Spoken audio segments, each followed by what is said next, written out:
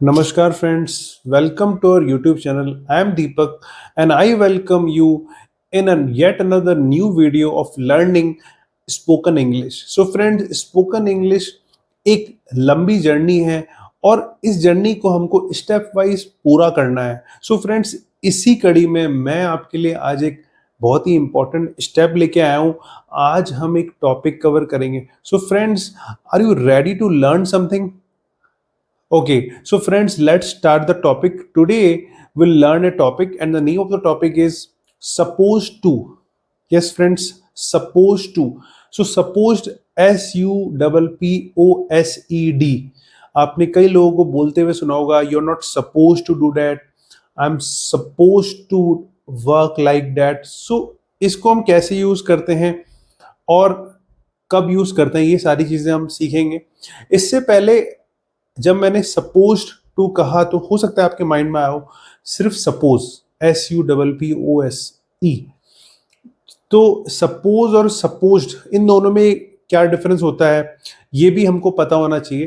तो पहले हम समझते हैं सपोज का क्या मतलब होता है. तो फ्रेंड्स, सपोज का मतलब होता है किसी भी चीज की कल्पना करना, मान लेना, राइट, जो एक्चुअल में नहीं है, सिर्फ एज्यूम करना. तो मैंने यहाँ लिख रखा है सपोज. सपोज का मतलब होता है मान लेना या कल्पना करना. एग्जाम्पल इसका ले लेते हैं. Suppose I am a prime minister.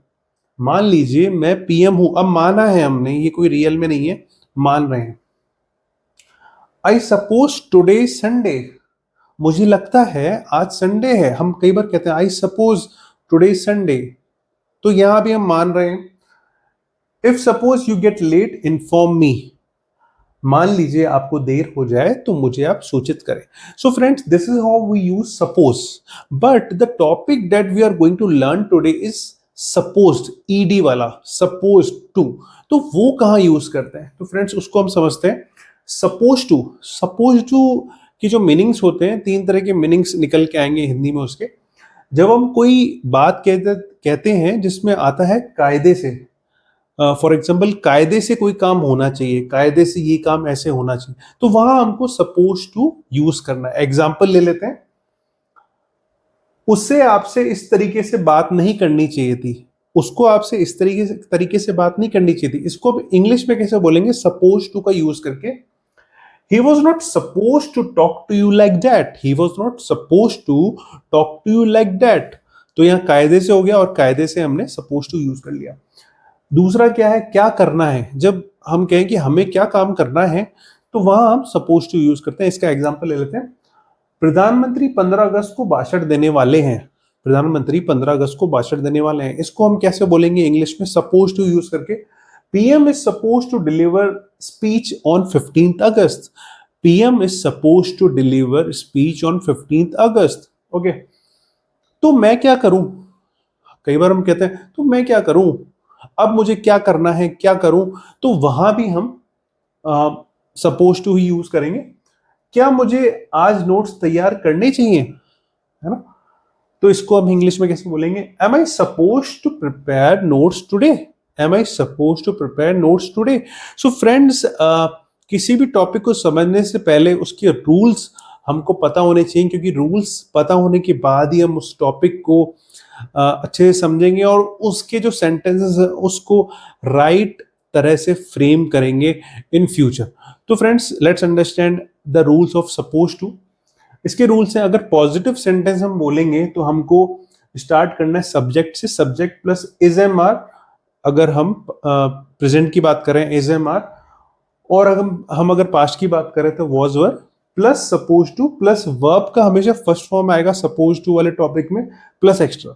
अगर हम नेगेटिव सेंटेंस ले रहे हैं तो सब्जेक्ट प्लस सारे हो जाएंगे negative. Is not, am not, are not, है ना. वॉज का was not, were not, plus suppose to plus verb का फर्स्ट फॉर्म प्लस एक्स्ट्रा. और क्या वाला सेंटेंस, क्या मतलब कई बार होता है कि क्या मुझे आज जल्दी आना था, क्या मैं ये काम करने वाला था. तो ये जो सेंटेंस है क्या से शुरू होता है. जब भी क्या से सेंटेंस शुरू होंगे तो हम हेल्पिंग वर्ब से इसको शुरू कर लेंगे. तो जैसे हमने इज एम आर पढ़ा, वो हमको सेंटेंस को इज एम आर से ही शुरू कर लेना. वॉज वर पढ़ा, सेंटेंस को ही वॉज वर से शुरू कर लेना है. Plus subject plus suppose to plus verb का फर्स्ट फॉर्म प्लस एक्स्ट्रा. और द लास्ट जो रूल है वो डब्ल्यू वर्ड वाले सेंटेंस में, डब्ल्यू वर्ड मतलब क्वेश्चन हो गया, जैसे व्हाट, व्हेन, विच।